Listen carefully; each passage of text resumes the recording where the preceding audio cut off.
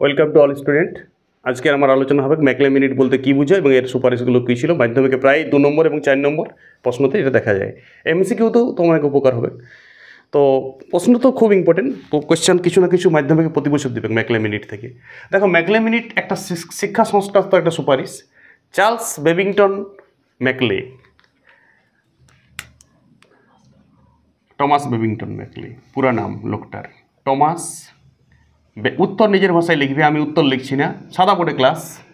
Babington Macaulay খুব শিক্ষিত ব্যক্তি। ইনি ছিলেন আইন সচিব। কার? Sir William Bentinck. জানি আমরা স্যার উইলিয়াম বেন্টিং বাংলার গভর্নর জেনারেল ছিলেন। উইলিয়াম বেন্টিংয়ের তখন শাসনকাল। স্যার উইলিয়াম বেন্টিংকে কে না চিনে? সতীদাহ প্রথা উঠাইছেন ইনি। 1828 সাল থেকে 1835 সাল তক ভারতের ইস্ট ইন্ডিয়া কোম্পানির গভর্নর জেনারেল ছিলেন এবং 2 বছর, লাস্ট 2 বছর 33 থেকে 35 ভারতের গভর্নর জেনারেল ছিলেন। 1828 থেকে 33 পর্যন্ত ছিল বাংলার গভর্নর জেনারেল। 33 সালে একটা চার্টার অ্যাক্ট আসে, সেইখানে আর পদোন্নতি হয় এবং ভারতের গভর্নর জেনারেল করে দেওয়া হয়েছিল। ওইটা এখানে আলোচনা হলো। তার আইন সচিব ছিল টমাস বেবিংটন ম্যাকলে। ইনি জনশিক্ষা কমিটি, এর আগের ভিডিওতে আমি বলেছি, প্রাচ্য পাশ্চাত্য দ্বন্দ্বতে চলে যাও, বাহাদুর মাঝি সার্চ করো। তো স্যার টমাস বেবিংটন ওই জনশিক্ষা কমিটির সভাপতি ছিল। যখন প্রাচ্য ন পাশ্চাত্য কোন বিষয়ে ওই আগে 1813 সালের সে 1 লক্ষ টাকাটা কোন খাতে খরচ হবে, 28 সালেও যার কুল কিনারা আসে নাই, তখন সমাজ সচেতন, ভারতের শিক্ষা সচেতন একজন, ভারতের একটা বিরাট প্রাপ্তি ছিল এই গভর্নর জেনারেল আসাতে। ভারতের একটা খুব, ভারতের অনুকূলে অনেক কাজ করেছেন ইনি। তো সেই উইলিয়াম বেন্টিং একে দায়িত্ব দিয়েছিল, একে এবং এর টিমকে, যেটা এর টিম 6-7 বছর রিসার্চ করে পরে কয়েকটা সুপারিশ দিয়েছিল।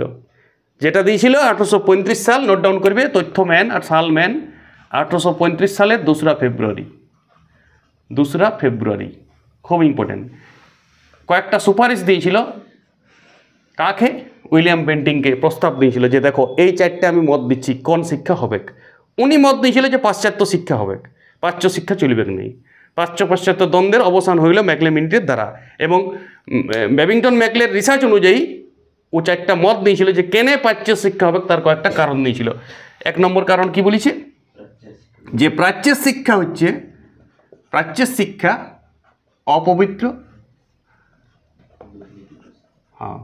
অপবিত্র ও দুর্নীতিগ্রস্ত। বলছে প্রাচ্যের শিক্ষা চললে খাইয়ে উড়াইন দিবে, পুরা টাকা খায়, সব ঘুষখোর বটে, পবিত্র লয় কোনো, এখানে কুসংস্কার হয়। আরে এখানে সতীদাহ প্রথা হইতো, ঠিক বলেছিল একদম, সতীদাহ প্রথা হইতো, গঙ্গাসাগরে সন্তান বিসর্জন হইতো, এইগুলা এত বড় কুসংস্কার জড়িত ছিল প্রাচ্যের শিক্ষার মধ্যে। সেগুলাতে প্রাচ্যের শিক্ষা দেখা হইতো, ওইটা অধিকার ভাবা হইতো সমাজের একটা নিয়ম ভাবা হয়েছিল। তো শিক্ষাই তো সমাজের নিয়ম তৈরি করে। ঠিক কথা বলেছিল একদম, যে এই শিক্ষা লাগাইলে তো অপবিত্রতা এবং দুর্নীতিগ্রস্ত থেকেই যাবে। ঠিক আছে, 2 নম্বর বলো।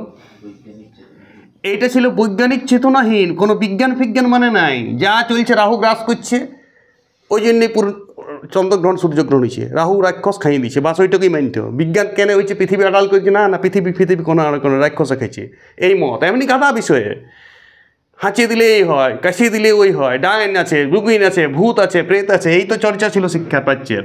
তো বৈজ্ঞানিক দৃষ্টিহীন ও নিকৃষ্ট, এইটা ছিল ওয়ার মতো, একদম রিসার্চ করে বাই করেছিল বিভিন্ন জায়গায় যাই পড়ে। এবং এইটা কাকে এই প্রস্তাবগুলো দিচ্ছে? উইলিয়াম বেন্টিংকে। 3 নম্বর বলছে ইউরোপের একটি গ্রন্থাগার, একটা লাইব্রেরিতে যে বইগুলোতে যে জ্ঞানটা আছে, একটা লাইব্রেরিতে, বলছে ভারতের যত এলাকা আছে, গোটা ভারতবর্ষের, বলছে সব সাহিত্য, সব ধর্মগ্রন্থ, সব পুঁথি, সব ব্যাকরণ মিলেও বলছে ওই জ্ঞানটা নাই। আর ইউরোপের একটি লাইব্রেরিতে তার থেকে বেশি জ্ঞান পাওয়া যায়। ইউরোপের একটি গ্রন্থাগারের জ্ঞান, মানে গ্রন্থাগারে যে থাকা যে বইয়ের জ্ঞান, গ্রন্থাগার বানানটা ঠিক করে নিবে তোমরা, এখানে আমি বানান শিখাচ্ছি না তোমাকে, আমি গ্রন্থাগার শব্দটা বলছি, গ ফলা দন্তন থয় আকার গ আকার র। গ্রন্থাগারে যে জ্ঞান আছে ভারতের সমগ্র দেশে, ভারতের গোটা দেশের সাহিত্য সেই জ্ঞান নেই বলছে। এটা তর্কর ব্যাপার আছে, গোটা দেশের, সেটা একটা অহংকার টাইপের, সাহিত্য ওই জ্ঞানটা নেই, ওই জ্ঞান পাওয়া যাবে না বলেছে। তাইলে ওই জ্ঞান, তাইলে ভারতে আনতে হবে, পাশ্চাত্য শিক্ষা করতে হবে। পাশ্চাত্য শিক্ষা কেন তৈরি হবে তার ভিতরে কতটা সুপারিশ দিল। 4 নম্বরে বলছে চুইয়ে পড়া নীতি। দেখো শিক্ষা দেওয়ার জন্য, পাশ্চাত্য শিক্ষা দেওয়ার জন্য অনেক খরচ হবে, অনেক স্কুল কলেজ তৈরি করতে হবে, অনেক শিক্ষণীয় উপাদান আনতে হবে, অনেক টিচার নিয়োগ করতে হবে, তার আগে বেতন দিতে হবে, তাহলে খরচ আছে। সেই জন্য বলছে এইটা সব জায়গায় খরচ, কিছু টাকা নিতে হবে তাহলে যারা পড়বে তাদের কাছ থেকে। সেই জন্য বলছে এইটা গরিব লোককে শিক্ষাটা দেওয়া যাবে না এখন আপাতত, এটা মধ্যবিত্ত এবং অভিজাত শ্রেণী মানে বড় লোক এবং মধ্যবিত্তকে পড়াবো, পরে যদি ওরা শিখে যায় সেই শিক্ষা অটোমেটিক চুঁয়ে গরিবের দিকে নেমে যাবে। এই চুঁয়ে পড়া নীতি, ফিল্টারেশন থিওরি, এইটা লাগাইছিল ও। নিজের ভাষায় লেখো এইটা তাইলে, যে এইটা উচ্চ ও মধ্যবিত্তের জন্য শিক্ষাটা। কারণটা কি বললাম তো, সেই সময় তো ইস্ট ইন্ডিয়া কোম্পানি জাস্ট শিক্ষা খাতে 1 লক্ষ টাকা খরচ করছে, তো 1 লক্ষ টাকায় তো কভার হবে না পুরাটা। তখন কম স্কুল কম কলেজ হবে, সেখান থেকে চাঁদা আদায়ও করতে হবে ওদের কাছ থেকে, মানে বেতন নিতে হবে, এবং টিচারদের বেতন, শিক্ষার উপাদান, স্কুল তৈরি, জমি কিনতে হবে। তো তার জন্য যে খরচ আছে সেই খরচটার জন্য বলছে মধ্যবিত্ত এবং উচ্চবিত্তরাই শিখুক, গরিবরা শেখার দরকার নেই। পরে উচ্চ মধ্যবিত্ত যদি সমাজে শিখে যায়, সমাজের শিক্ষা কোনোদিন বলছে বাঁধা যাবে না, শিক্ষাটা আপনিই ছুঁয়ে গরিব মানুষ, নিম্নবর্গের মানুষরা পরে শিখে যাবে, নিজের ভাষায় লিখবে সব।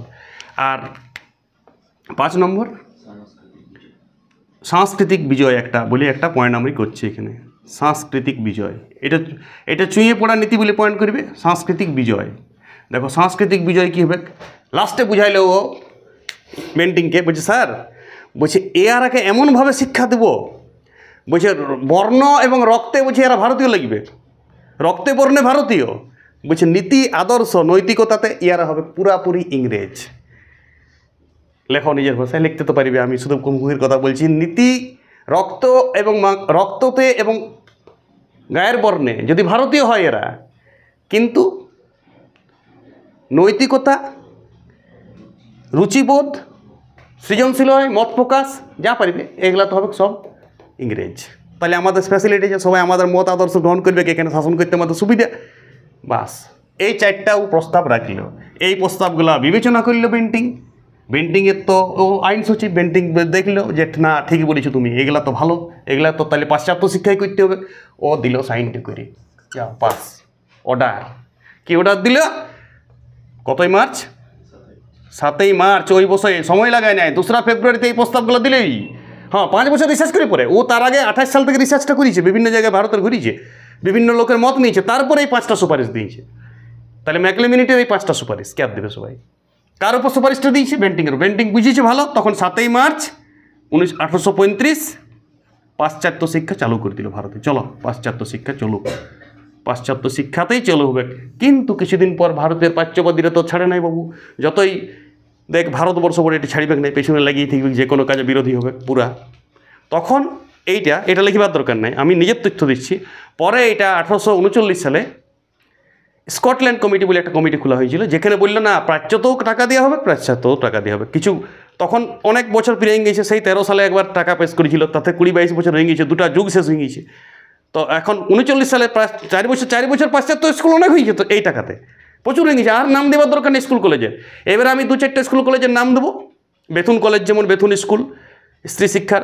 তারপরে ওই কলকাতা বিশ্ববিদ্যালয় 57 সালে হয়েছিল, বোম্বাই বিশ্ববিদ্যালয়, মাদ্রাজ বিশ্ববিদ্যালয়, আর মাঝে ওই হেয়ার স্কুলটা হয়েছিল। তারপরে নানান স্কুল কলেজ হয়েছিল, নাম দেওয়ার দরকার নেই আর কত। তার আগের ভিডিও 30 সাল থেকে যতগুলো স্কুল কলেজ দিয়েছি সেইগুলো খুব ইম্পর্টেন্ট।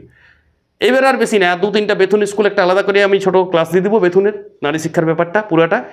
আর কলকাতা বিশ্ববিদ্যালয় 35 সালে হয়েছে, সেটা আমি এই 1835 সালে মেডিকেল কলেজ, সেটা আমি একটা আলাদা ক্লাস দিয়ে দেবো। মেডিকেল কলেজ থেকে অনেক প্রশ্ন পড়ে পরীক্ষায়, একটা আলাদা টিকা টাইপের প্রশ্ন দেবো। মেডিকেল কলেজের পুরা ক্লাসটাতেই মেডিকেল কলেজের সব তথ্য থাকবে। ছোটো ছোটো ক্লাস করে আমি ইউডেড ডেসপ্যাচ, তারপরে হান্টার কমিশন, সব ছোটো ছোটো ভিডিওর মধ্যে পুরাটাই শেষ করবে। এটাও খুব ইম্পর্টেন্ট, এটার সাথে জোড়াই নেবে পুরো ঘটনাটা, তোমার যেমন ব্রেনে গেঁথে যায়। আগের ক্লাসটা থেকে শুরু করো, এইগুলাও ছোটো ছোটো ক্লাসগুলোও দেখে পড়ে তোমার টোটাল একটা শিক্ষা সম্বন্ধে জ্ঞান আসবে, যে শিক্ষা বিস্তার কী করে ইন্ডিয়াতে হয়েছিল, ইংরেজদের দ্বারা কী করে শিক্ষা বিস্তার হয়েছে। ওকে, ভালো থাকবে সবাই, রেডি করবে এবং নোটটা বুঝে বুঝে নিজের ভাষায় লিখবে সবাই। ওকে।